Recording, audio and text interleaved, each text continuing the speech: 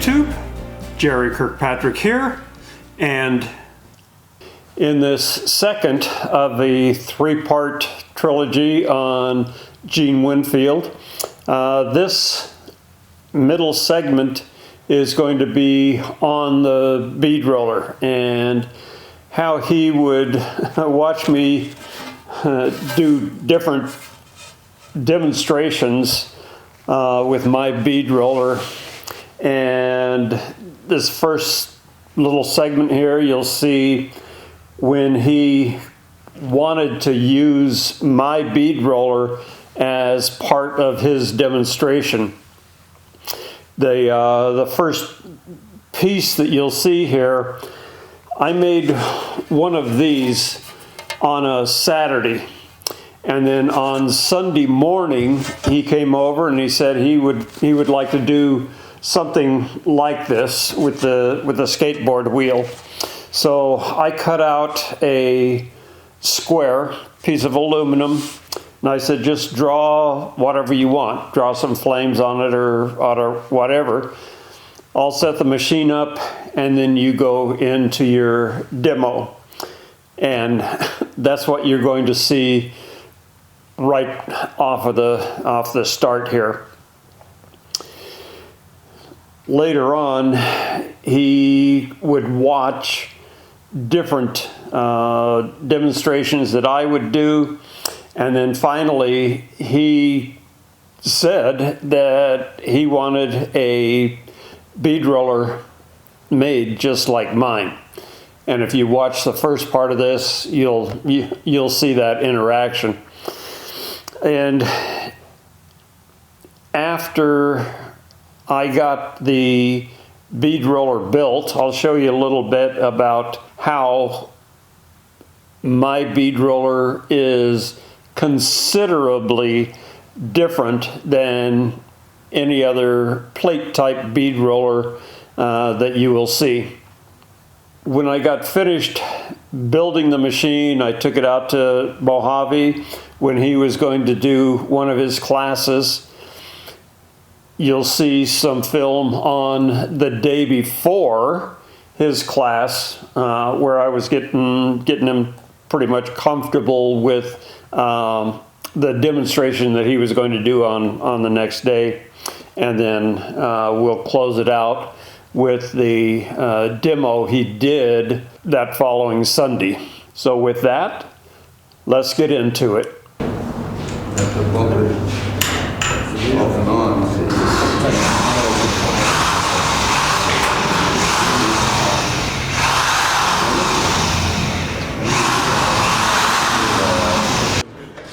Just gives it more leverage, you know, it's a little taller. So,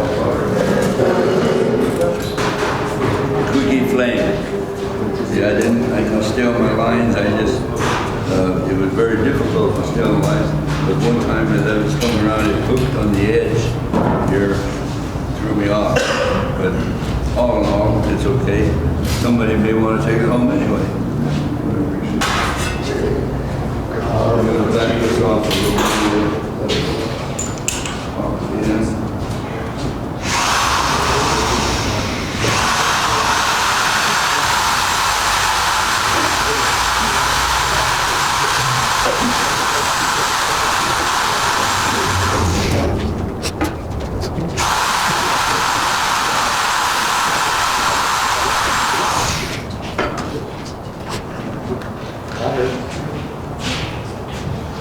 A pattern, a cross pattern. You checkerboards. If you put lines on there, of course you can do it precision, equal spacing, all that across, no problem. Is that does it make a big wrinkle yet? Can you hold that up so I can move it back and forth? Yeah, you put your wheel on there. Cool. Okay, thank you. Pass it around. Any questions so far? Put a nice radius on there. So I'm going to line this up.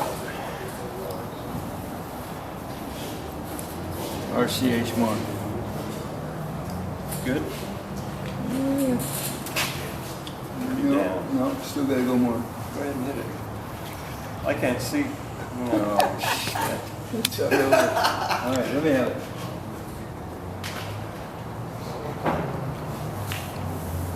Oh, that's... Here, let me tighten it up. There you go. All right, that's pretty good.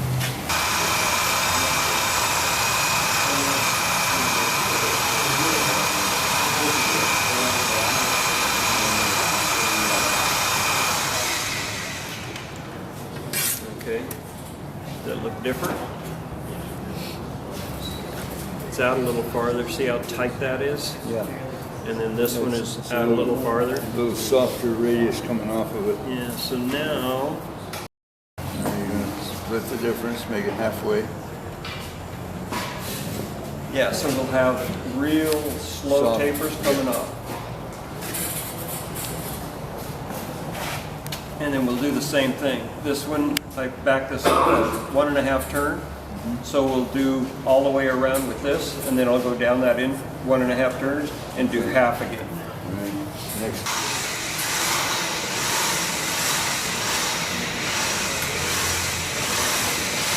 It's funny that even though you're making a full pad, it's only going one way with the warp. Is that because of the grain of the... Because that's the way it gave up first. Most of that will come out. Being just one way, if it were twisted, then you'd have trouble. You're not relieving any of the pressure. I straighten these out just with a rubber mallet on a sandbag. And I can move, it's like an oil can, I can move it over.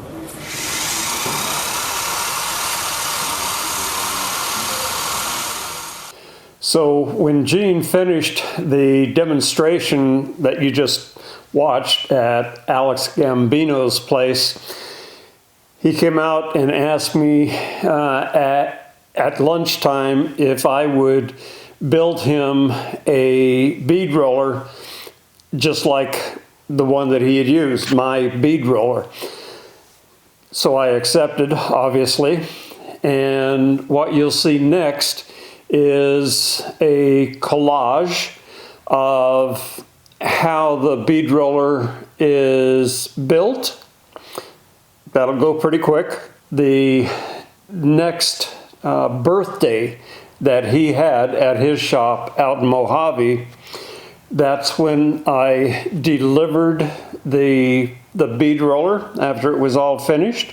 You'll see a few pictures of me actually delivering it. And then there will be a few shots of when we were working together trying to get him comfortable with doing a project, which was one of these, for the class that he was going to teach for his birthday the following day. So what you're going to see next is a collage of putting one of these bead rollers together, delivering the bead roller, getting him comfortable with doing a project, and then teaching a class. So here you go.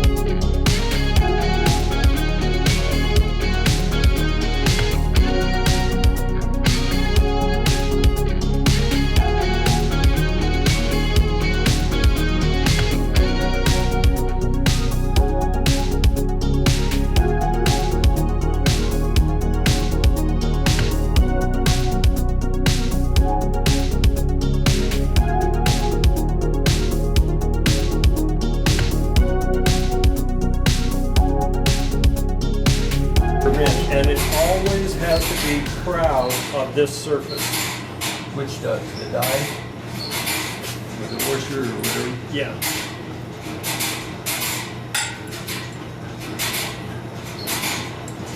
When you slide that on there, peel that. Yeah. That way you know you're pushing on this. Red handle. Push down. This has to be level. I push here, that way you don't get the ball in.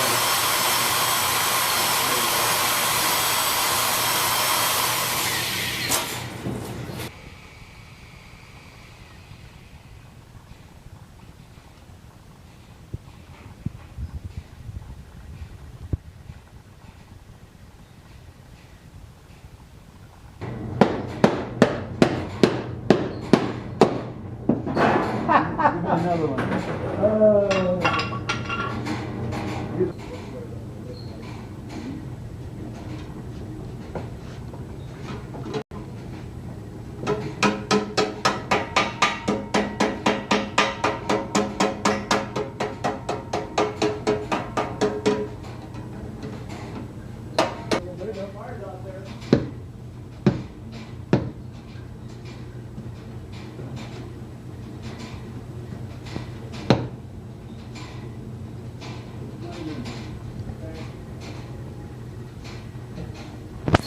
Culling. Now that ain't bad. That's pretty cool. There's the back side.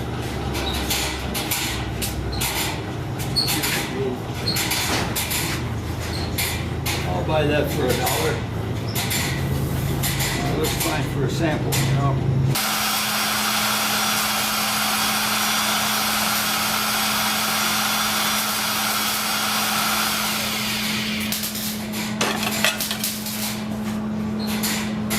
How much?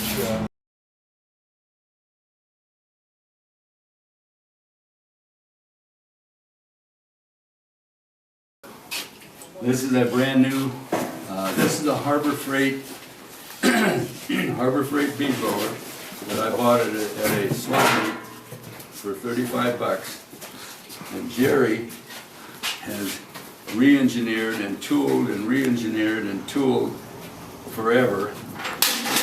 Now I mean this in a nice way because he doesn't even want to build another one. But if you got enough money, he'll do it. But anyway, and he's going to demonstrate this in a little while for us. And it's got lots of trick things. It does all kinds of stuff. And over here I have a Plaz, and then a 90-degree gear reduction. 30 to 1. 30 to 1 gear reduction. Now, Lassie, to my knowledge, Lassie was the first one to have a bead roller that the top shaft moves. And normal bead rollers, the shafts do not move back and forth. So you take, say, 20 dies on a bead roller, and you can do maybe 24 to 26 things just by playing with it a little bit. But normally, one die does one function. See, now that's not true here because you take the same die and move the shaft a 1/16 of an inch, it'll make a different shape, move it 1/8 of an inch, different, and so on and so forth. So we're able to move this top die the width of this gear, which is 1 inch. See, so we actually move it. What is the total movement? You save 1/4 of an inch on each end. Yeah, I try to keep with it all the way back, 1/4 of the gear in contact, and then all the way forward, 1/4 of the gear. Yeah. But that's not only moving at a 1/2 inch. You see. Well, when you roll that, we'll move it all the way back, Yeah. see what the measurement is, Yeah. and move it all. Yeah. I don't even know what it is. Okay. It's But 1/4 of the you gear. see what I'm getting at, you Yeah. know, by sliding it on there. So he's got a little Lovejoy. coupler, self-aligning coupler deal. Now what we've done with this sample here, now by the way, washers to do a function is very new to me. Did you create that? He created that, see, by using washers, heavy washers, and he rolls the edge on a lathe, I assume, radius that edge on one side only, so then you can turn that washer either way and still get a different function. So what we did was we spaced with the little spacers. Let me see. They're right in the top. Oh yeah, right here. So he has all different spacers, different length and washers. That's a stop. See, different, even these little ones, see, these little spacers. And so you can space that to anything you want. So I made the first one, you know, inch and whatever, inch and 1/16 or so, and about an inch on top, and then about 3/4. Now we're way down to about 3/8 or so. So we're gonna set up the tool. Now let's see, we want this. Yep, just like that. This And the way. fence is already set. Yeah. Okay, yeah, we have a quick release. Nice. Bring it up and down instead of the old screw thing. We have an adjustment here, and he knurled one end of this so that you know Reference? where you're at. If you want to turn it 180. If you want to turn it 180 or 360, you'll know by the knurled part right here. So that's pretty cool little deal. Now, did you add the quick release, or was it already on it? No, I We designed added that. all this. Wow. This is just, he beefed it up. This has got a heavy reinforcement over here, Wow. all the way around this. See, they walk back and forth like this if they're stopped. See, and he has adjustable fence that goes all the way. The fence can be bolted in three Three different places. positions. Well- Hold it against the fence.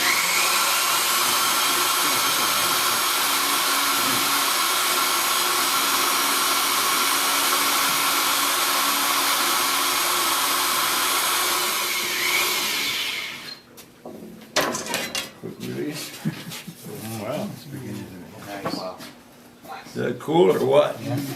Jacob, you love it? Both sides of this sheet. First, we're going to emboss it. We're going to go around the edge of this, and we're going to emboss it up to create a little ledge, a little soft ledge all the way around the sheet. Then after that, we're going to roll some flames in it from the other side. Right? Yes, sir. This ready? Yes, sir.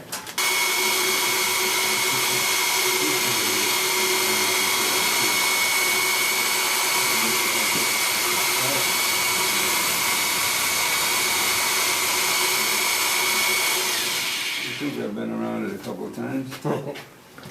Couple hot laps. Yeah, put a mark on it. We'll do the flames next. I got a little off on this one spot right there. Perfect. Okay.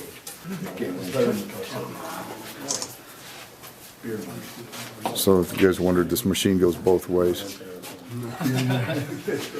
Just an expression. AC/DC. Oh yeah, that part too. That's another one of those expressions.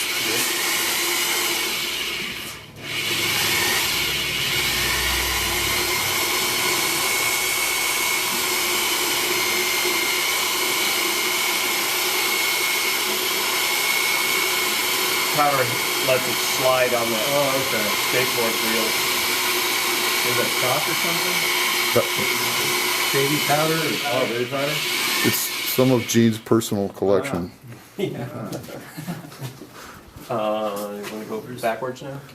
Yeah, but I Can't get it. just move this like this first. Okay. That right there. Okay.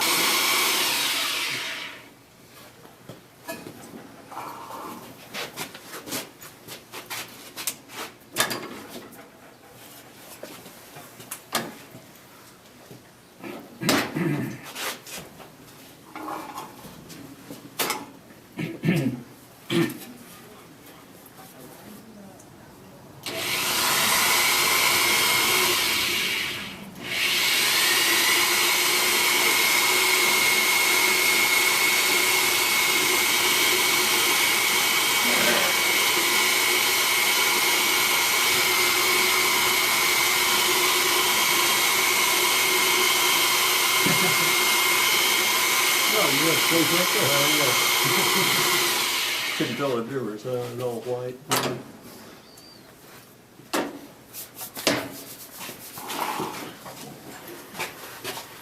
Santa Claus.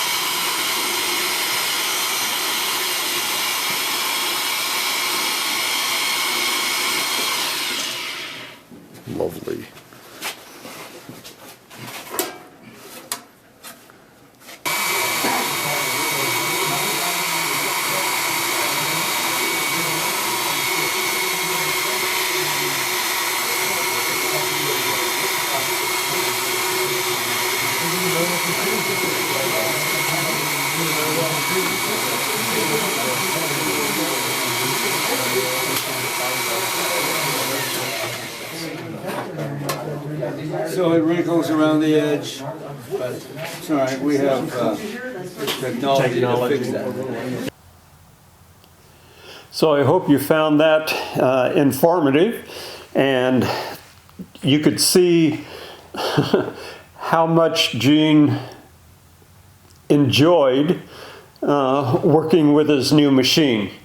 And if you would like to modify your bead roller, if you have a plate type, you know, the old Harbor Freight type bead roller, if you look in the description below, you'll see a link to my website, and I have a set of plans and a DVD that you can purchase right there on the website, and it walks you right through how to modify your bead roller to make it work exactly like mine and the one that I made for Gene Winfield.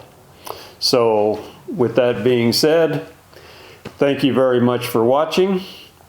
Like and subscribe. Buy me a coffee if you please. If I'm lucky, I'll see you in the next one.